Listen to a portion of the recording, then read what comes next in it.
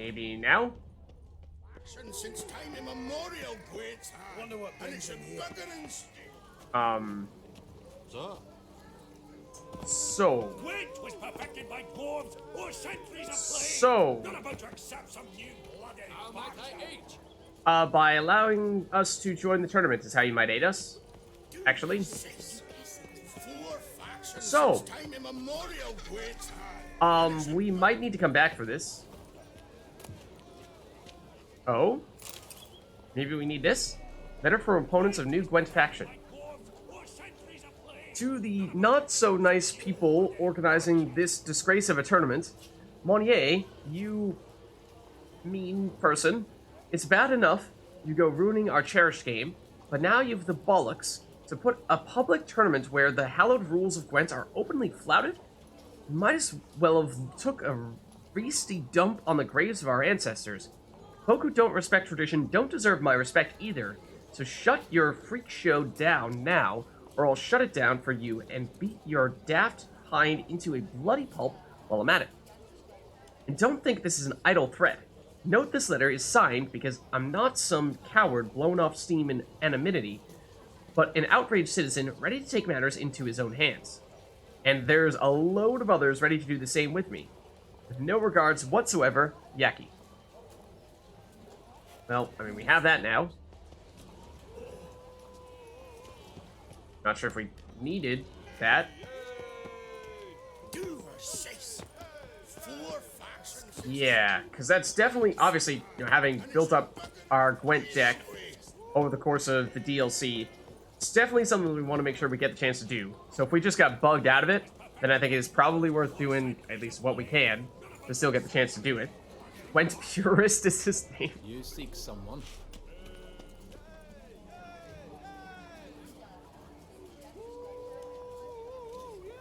We meditated inside properly?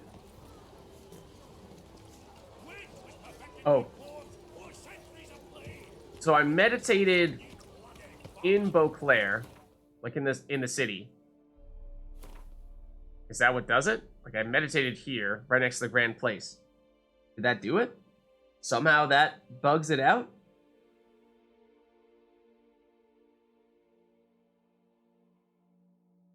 Well, because we did stuff inside the building.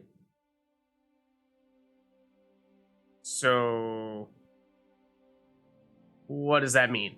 Does that mean we have to go rewind the clock to immediately after we accepted the tournament and then just immediately meditate for 2 days and not do anything in the meantime? Or are you saying we have to accept it and then run away, meditate for 2 days somewhere entirely different, and then come back?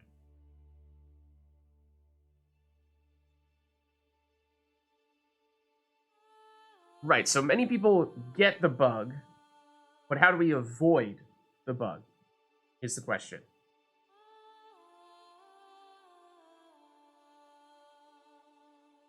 Accept, leave, go somewhere far, far away, meditate for 2 days, then come back. Okay, that's what we need to do. So, we did, upon accepting the quest, we did meditate for 1 day. I forget, it might have been just right outside.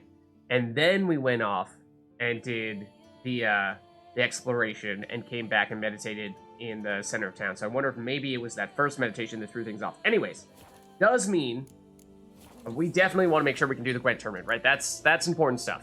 So that does mean we're also gonna, in the process, undo the recipe gathering. So we will create another alternate timeline for that. But let's see. Where was the part where we saved? Okay, I think this is upstairs right before we talk to him. But I think this is the most recent one that we're looking for. Yeah, because then Spontaneous Profits is when we went downstairs and talked to the lady, and we were looking to make the monies. So I think we load this one.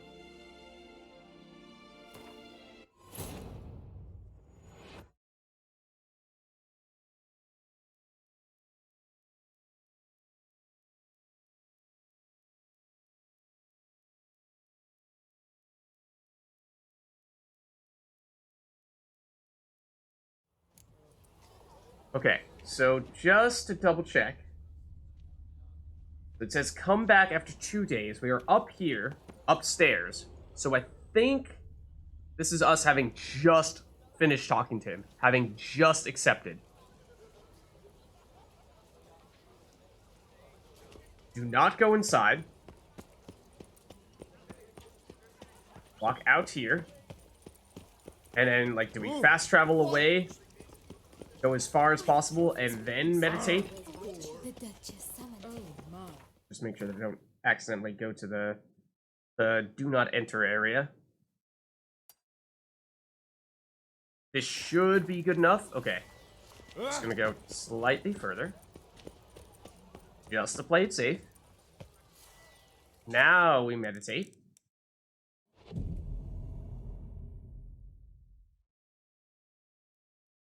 So here's just less than 1 day. Now this is just short of 2 days. I mean, does it actually need to be exactly 48 hours? In which case we're at like 46 right now. We might need to meditate a little bit more. This should suffice. Pure gold. Okay. Now Geralt makes that pure gold comment. We can join the tournament. We need to approach from the opposite side. Make sure that's what we're doing here. Yeah, so like we need to go there. Okay?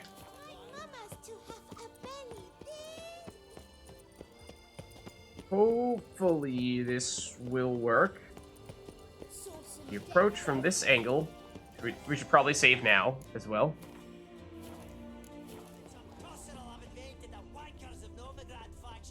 Okay. Pick up the letter. Huzzah. Oh my goodness, we've never read this before. Now, oh my goodness, these protesters that we've never seen before. Can we join the tournament, though? Guys, further up the stairs, for whatever that's worth. At least was. Perfected by dwarves or centuries of play. Not about to accept some new bloody faction. Yes, fellow knight and friend. So who are we supposed to talk to?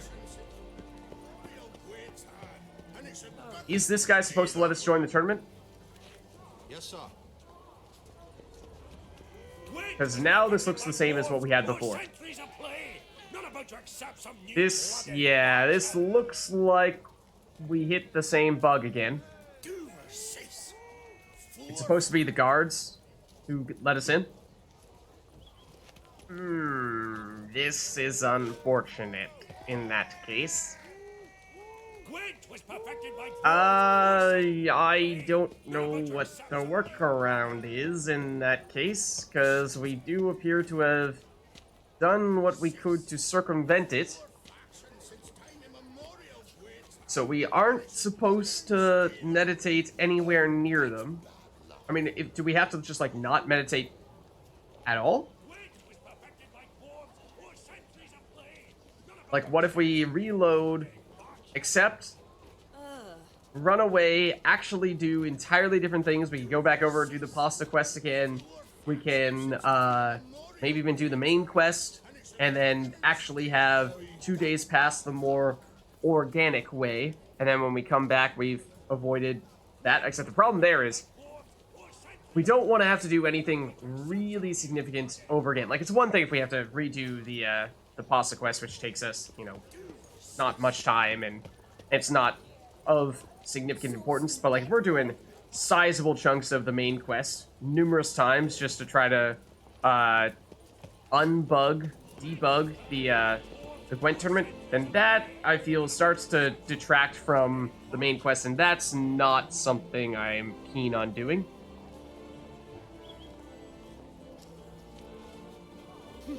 Talking to the organizer and press the button a lot. So, like the Count Monnier dude, find him and then just mash buttons? Is that what you mean? And if so, where is he? Is he inside?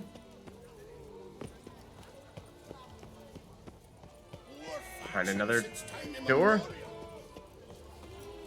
Okay. How else can we get in? Is this also an entrance to the same place, or is this a different building? That is a locked building. Okay, I think we need to go around the other way in that case. Ow. I admittedly did not check how large of a drop-off there was there. I was like, surely Geralt will be fine, right? Okay, so we go up this way. It's not this guy, is it? No, it's the actual Count Monnier dude. Who is apparently inside. Here he is. There you are. A pleasure to see you again. The Skellige faction, how do you find it? I mean, it's possibly progress. This might be all we need. It's great. Faction's a pleasure to play. Nice. I'm glad to hear it. Any specific tournament rules? Mind giving me an overview? Firstly, might I introduce the contestants? Superb Gwent players all, hailing from the world's farthest corners. Hammal Ochen Dankbali, an Offieri merchant. Eric van Frog, a patrician from Novigrad. And lastly, we are proud to welcome a Skelliger. You blind? Not Skelliger, Skelligirl, damn it! Naturally, no offense meant. Agnetha Skolt, her ever-charming Isle temperamented evidence, along with assorted beats, baubles, ropes. As to the rules, they're simple. Each player adopts a faction they cannot change for the tourney's duration. Oh, Lose interesting. a match, and you're eliminated. The winner from among you shall advance to the semi-final to face the winner of the tourney's previous edition, His Excellency the Ambassador of the Empire of Nilfgaard. Okay, Master Ambassador. from For a second I thought the winner Emperor. I was of like, that what? match I'm here? Shall in turn face none other than me, your humble servant. Hands off our Gwent! I was wondering if the protesters would new fucking get more involved. factions. Protesters, they just want to burn all the Skellige cards in existence? Protesters have gathered outside. Quite a few, it seems. What does Skellige have to say about that? Hands off our bloody game! We didn't want any new factions! Money, you dozy cunt! Stop diddling with Hey. Dwarven tradition! Language! Change cannot always please everyone. Gwent traditionalists resent my efforts to expand the canon to include Skellige, but we shall pay them no mind. Okay. Yeah, so I imagine then that everyone, all the participants are going to play a different faction. You know, sure, everyone is locked in for the duration of the tournament, but it'd be no fun if everybody picked the same faction, right? Mind telling me what factions the others will be playing? It is no secret. Eric van Frog will play the Northern Realms. His Okay. Excellency, in a flush of patriotism, chose Nilfgaard. Understandable. Hammal Ochen Dankbali will play the Monsters deck, and Agnetha Skolt has chosen Skoyatel. It is weird that the Yours person from truly, Skellige is of not playing course, Skellige. shall await the winner with a Skellige deck. I'm determined to prove its value. All right. Let's begin, and hopefully we can save before this first round starts, but we'll Ready see. to start if everybody else is. I invite you to join me on the terrace. The herald shall soon announce the tourney's start. I think we're in. Let the tourney begin! In round one, Agnetha Skolt faces Eric von Brog. I'm also not going to remember which faction people are doing. Plays Hamal on Gangbali. That guy was monsters? Let's grab a table. A wager, would you wish to make? What did you have in mind? Weapons do I collect, and your Oh, soul okay, Yoda. silver my eye has caught. Should I win, I should take it. Should I lose, to you another equally precious shall I give. Sure. All right. So be it. Got monsters first? Okay, so I mean, we saved before those conversations there, but if we lose this guy, we will have to redo a bit. So, of course, we are, in fact, locked in with Skellige for the entirety of the tournament. Most recently, we added in a third Mardrum I'm a little conflicted about that because there is certainly the potential for it to be a completely useless card. If you don't have any Berserkers, then it provides 0 value.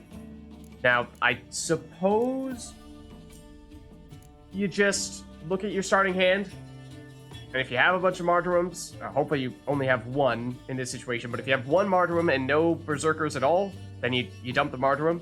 But I mean, there are situations in which you're gonna want to be fine-tuning your hand in other ways, and to have that kind of handicap could get you in a bit of trouble, so 2 might be the right balance. I'm not sure.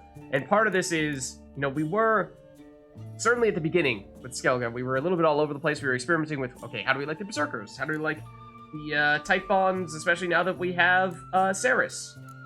And, you know, Gambi, and the Cow, and whatnot.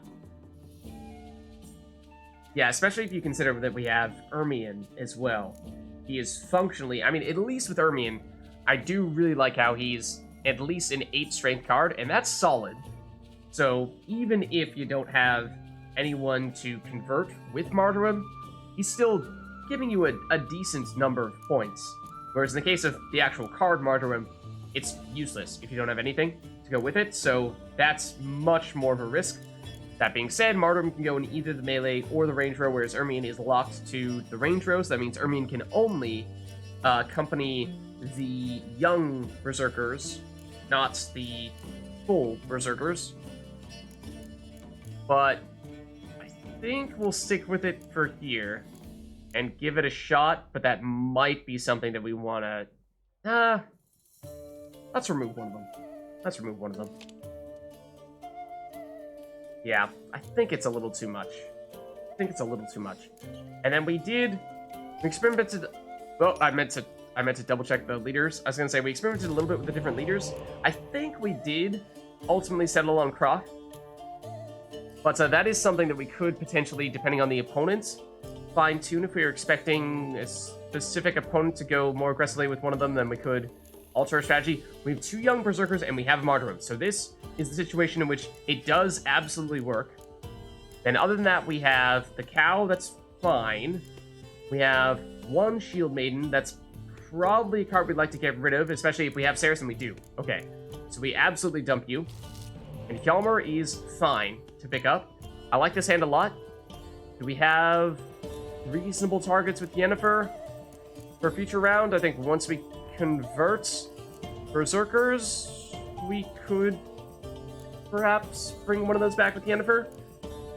Otherwise, if we get a Longship back in round 3, we could bring back the other one with Yennefer. So, not obvious targets, but potentially decent ones. Ones that we would prefer to have come in pairs. But I do like this.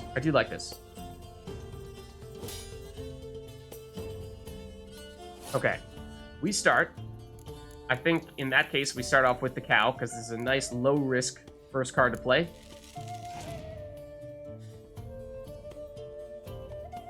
Okay.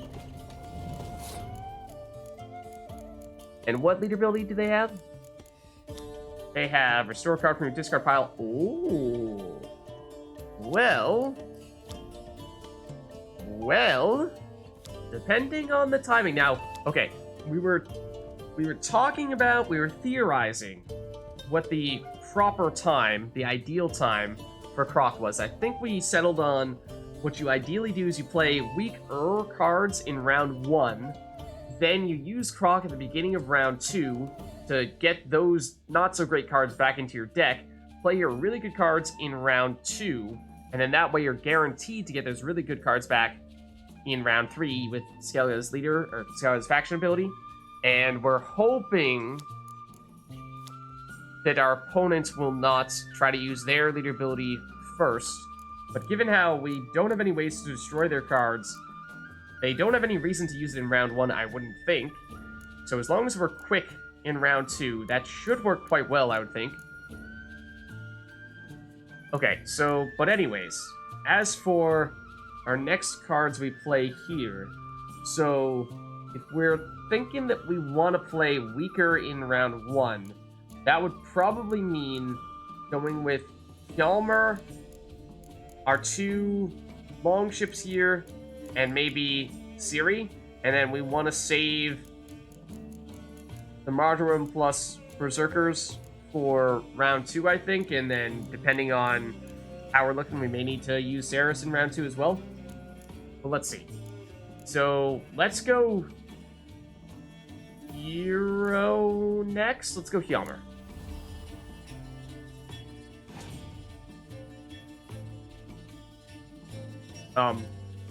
Okay. That makes a lot of sense. Sure. I'm very happy to see them play it here and waste it. Does also mean that now this is a safe play, at least for now. I mean, it was tied for 6th, the highest unit previously, but Aaron is decent if you played in the same row as other units, which you didn't. Okay. We'll play this. We will, in doing so, have the 2 highest units out there tied for the highest score, which is always a risk. In fact, it may make sense to go with Ciri first here. It does mean we're splitting up the long ships, but we potentially even play Yennefer to bring one of them back in a future round if we feel so inclined. That does potentially mess a bit with our plan with our leader ability, so we'll see what happens here. Okay, now they swarm with some Arakai. Oh, what? They only have... I mean, there are 3 in total. They only have 1 other, and there's also one in the siege row, but that one doesn't get summoned when you play the ones that go in the melee row. So, yeah. Think we do play this here, and then this would ideally be the last card we play in this round. We very much want to pass here. Okay, that's fine. So that's cool. We take round 1. And so our plan is we want to use our leader ability early in round 2 here. And probably immediately, just to make sure there aren't any cards that we really want to have here. We deliberately played heroes. We weren't going to be able to get those back anyway. And we played the cow we don't want.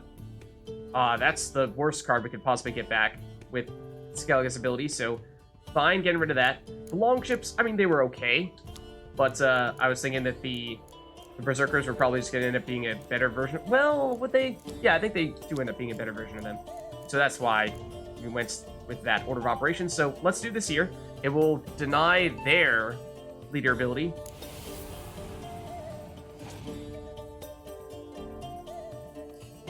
Okay, they go in north.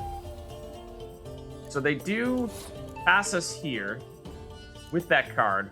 We could pass now deliberately. That way we're back on even cards, 5 apiece. They will, however, keep their Arrakis, because that's monsters faction abilities. They get to keep 1 card from each round. And it can't be a hero, so it's going to be a 4 power card, which is not great. But we do want to play, at least some things here in order to have our faction ability trigger. So I think this is where we go with our, go with our Berserkers. We actually may not have a target for Yennefer in round 3, but let's go with you here. So I think we've learned previously that we cannot get the Bovine Defense Force to come back with our faction ability. Yeah, so that's fine if you're using your weather effects here. Not actually planning to win round 2. We're purely setting up a round 3 in which we get these guys back from our graveyard. And if you want to use one of your best cards, your Vampire Musters here, that is quite alright. In fact, you played some of the cards from your hand to make that happen, so you only have 1 card remaining. Let's do this conversion now. It's not enough to catch them yet. They do kind of need to play this card, though. It is a good card, because if they don't play that card, then they are at risk of us passing them in round 2, and then they just lose. That means they have 0 cards remaining for round 3. Remember, they're monsters. They will keep 1 card out there. So they didn't just completely throw. In some ways, they did, in fact, need to do that. But we will pass here and have 2-card advantage, as well as 2 cards come out of our graveyard. They did get to keep a Crone, so that worked out well for them. And here's, yep, what we were planning to do there is get 32 strength from these young transformed Vildkarls. So we have already beat them. Not to mention, we can do this. Huzzah. And like I said, I actually don't think we have a target for Yennefer, Hermetic ability, but so be it. We got the job done, nonetheless. Pretty convincing round 1 win. Good match, thanks. And upon your victory, congratulate I you. What drove me to wager a sword against you know I not. Clearly to guide me the universe ceased. Here, you made it serve well. I'd never have lost if you hadn't cheated. And my land folk who slander like that don't live long, because we don't let them. Accuse me of cheating again, and I'll cut your tongue out. Enough. Tell 'em. Hands to yourselves. So that's the Northern Realms guy that lost, right? And gentleman's she's sport. Scoia'tael. Expect all its players to demonstrate impeccable manners, and we cannot tolerate any disturbances. Thus, Play nice, by people. decision of Count Monnier, the contestants from Novigrad and Skellige are hereby disqualified. Oh, Gentlemen's sport. Well, I'm a lady, and we ladies don't give a flying fart about a tourney where any measly prick can accuse us of cheating. With round 1 completed, the standings are as follows. Agneta Scott and Eric Van Broek both disqualified. Geralt of Rivia has defeated Hamel Ongenbali of Ophir. In the semi-final, Gerard shall face the defending champion. okay, so that means we're going straight to the defending champion in that case. I am honored. His eyes are very creepy. Oh, we don't have the chance to save. Uh-oh. There's no opportunity to save. So, we're all in here. Okay, so he's Nilfgaard. Does that change anything? Does that change anything with us? They have a lot of spies. I think the most spies. Some of them are pretty high strength. Yeah, some of them are pretty high strength. They aren't great, but that does mean that Decoy is perhaps stronger against this opponent than it would be against others. So that's worth considering. Is there anything we'd like to get rid of to make space for Decoy, or do we just add it as an extra card? Thinking we probably just add it as an extra card. I don't think there's anything we're looking to remove here. Yeah. Let's... Oh, did we really not have any decoys? Wow. I did not realize that. Yeah, I think we want... how many? But if we go with just 1, there's fairly low chance of us actually getting it. If we go 2, there's a much better chance, but, you know, how much do we commit to this idea of planning around them, playing spies, and us wanting to steal them? 3, I think, is definitely too much. I mean, we have 28 cards. There's a 1 in 28, then, what, 1 in 27, 1 in... Yeah, the math is actually kind of hard to do mentally to figure out what the probability of us actually getting this is. But in our starting hand, at least. And then add to that if we happen to get the Mysterious Elf, which, of course, has its own probability of potentially showing up, then there is another small probability that we draw into said decoy. So, those are the 2 ways it can happen, either in our starting hands, or we get a Mysterious Elf and we draw into it that way. But 1 decoy is still a pretty low chance of that happening. Maybe we're fine with that, though. We don't feel the need to commit too hard to it. I think maybe we stick with that. And do we have any reason to change the leaders against Nilfgaard?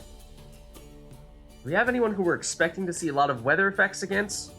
I know Northern Realms has a leader ability that is a weather effect, right? Nilfgaard might as well, but I'm not sure if we're really expecting to see that from anyone. So I think we stick with Croc.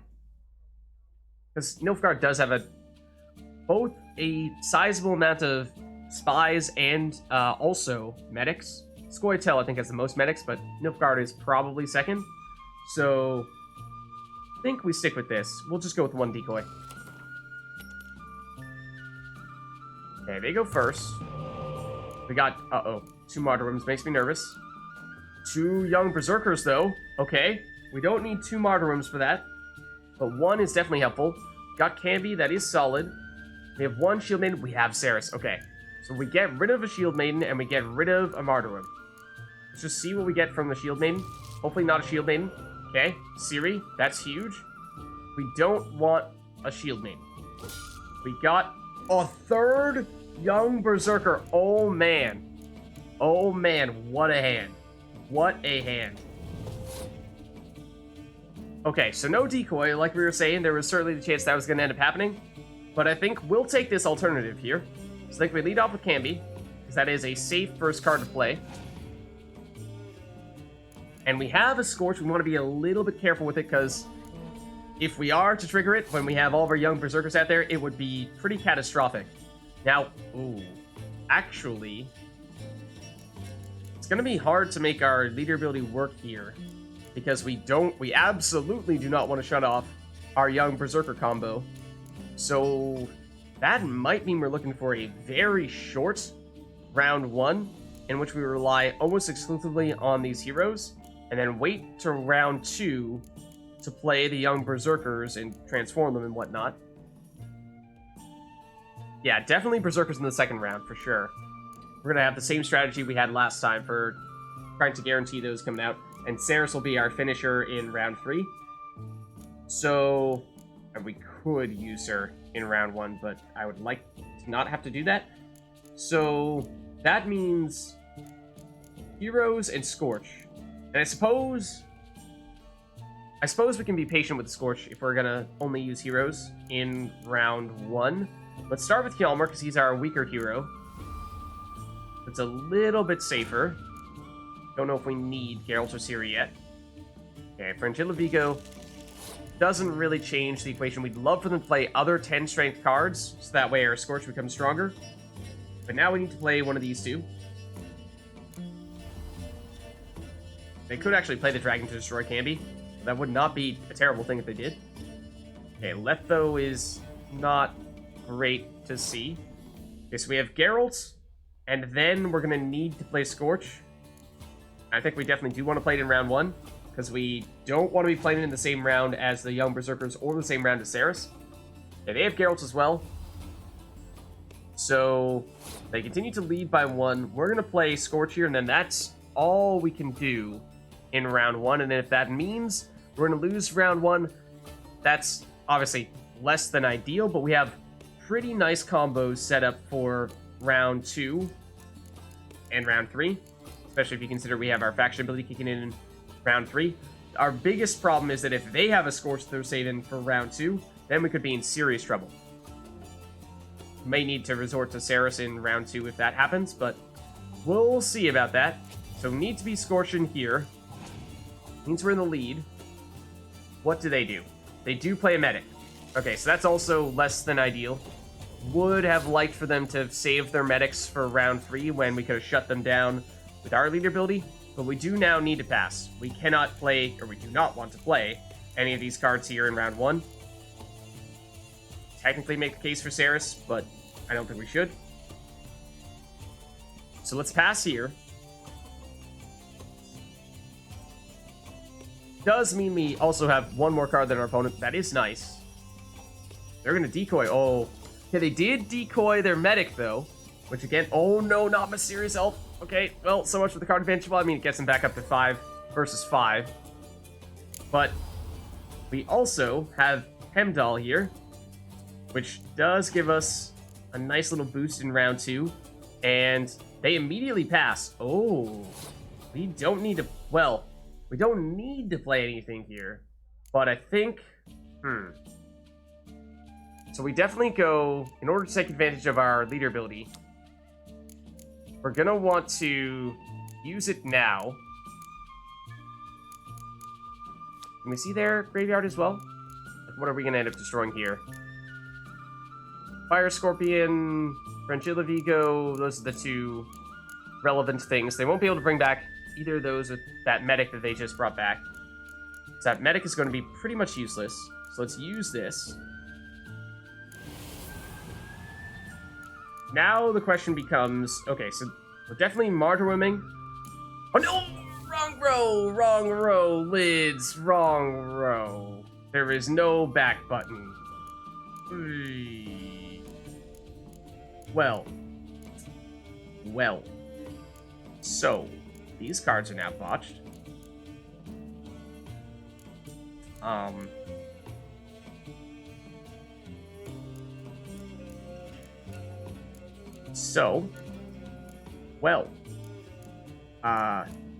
I think we just pass now. And wallow in misery. We would have gotten them back from our graveyard.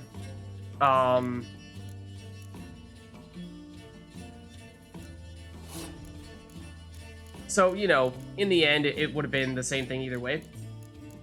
Assuming that I had played it correctly, which I obviously mistakenly played it in the wrong row. So we're going to lead off with these guys now. And, well, good thing you played that now. Because that could have been a game changer. That would have lost us the game. Had you played that when we'd already played Saris. Okay, but I like that they're already resorting to clear weather when it does nothing. That suggests that their remaining cards are not cards they want to play. Their medic does not do anything, remember. Just a 1-strength unit. But Scorch would hurt. Oh, man. That's all they have. Last card may, in fact, or last 2 card. One of their last cards was Scorch, absolutely. Because they did not want to use it on their dragon. We got away with that one. Pretty huge misclick. And yet we still managed to get the victory. Thank goodness. Whew. Your Excellency, a pure pleasure to play you. The pleasure was mutual, I assure you. Congratulations. Yeah, I wasn't going to play the last one, so it was kind of a tough... These guys. It's a weird situation where we're only going to be able to bring back 2 anyway. Scoot, all of yous, off your asses and hide to Skellige. Yeah, loving seal sloppers. Please remain calm and stop the verbal attacks. Stop your mum from fucking ferrets, Monier, and hands off our Gwent. Yeah, it's true. The best, if we had passed and then played them all in round 3 with the martyrdom, then we could have gotten them all transformed. That is true. What exactly is your problem? I mean, we know what your problem is.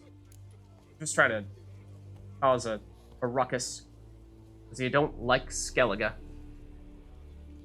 Well, maybe we'll give them a chance to speak their minds. Sure. Maybe instead of hollering threats, you ought to just explain what it is you want. We've said it plenty of times. I mean, they have. But no one ever listens. Got me listening. Gwent's an ancient pastime. Its rules were set ages ago. Exactly. Determined in keeping with the laws of nature. There should be 4 factions. That is the optimal number. Right. Will not tolerate Optimal the number, of introduction course. Of any others, it would disgrace the tradition. No question. Leave our Gwent Absolutely. 4 is the perfect number. Perfect number. Break fucking heads in defense of tradition. Come on, lads. We about to fight these dudes? I think we're about to fight these dudes. One down. Oh, slap me? Just slap me? That's not a fist. What are you? Got freaking clubs. Bring clubs to a fist fight. Where's the honor in that? Cooled you off a bit? Ugh, seeing triple. Quadruple, even. Enough! I shall summon the guard. I got this, Count. Sure, you can shut this tournament down, but there'll be another, with who knows what new rules. If you don't like it, don't enter. Play somewhere else however you want, but you'll never stop other folk from playing however they like. Bollocks! Like my good friend Zoltan Chive says, if one says you're talking bollocks, they could be right, they could be wrong. But if multiples say you're talking bollocks, well, you probably are. So let's take a vote. Who else here thinks I'm full of it? Zoltan Chive? Haven't seen that rascal in ages. How's he doing?